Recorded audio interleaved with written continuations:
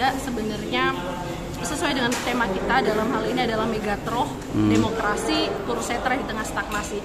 Megatroh demokrasi itu maknanya adalah megat itu pisah, roh itu adalah nyawa, megatroh demokrasi itu adalah hilangnya, putusnya, berpisahnya nyawa demokrasi.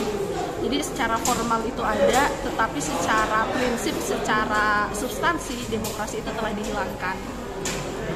Oke Mbak, kira-kira kasus yang tertinggi apa Mbak sepanjang 2023 ini? Ya, jadi kalau kasus yang tertinggi tahun ini adalah lingkungan hidup, itu ada 36 kasus.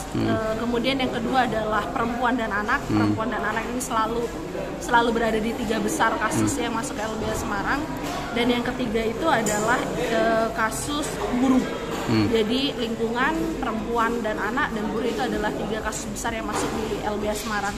Dari tiga isu tadi itu hampir sekitar lebih dari 20.000 korban yang berhasil kami catat berdasarkan monitoring terhadap media yang ada di Jawa Tengah.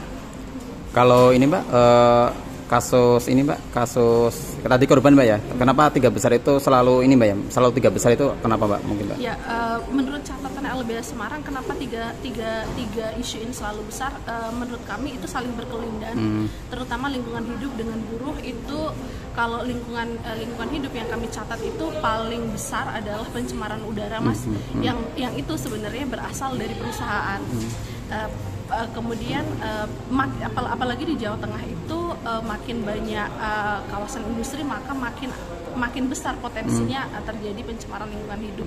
Kemudian karena makin banyak perusahaan tentu makin banyak buruh, maka akan banyak pelanggaran yang dialami oleh buruh-buruh.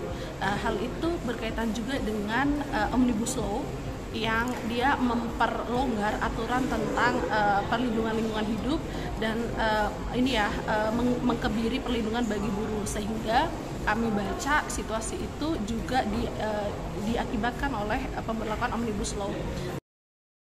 Ikuti terus update terbaru dari sosial media Tribun Jateng. Download Tribun X sekarang, menghadirkan lokal menjadi Indonesia.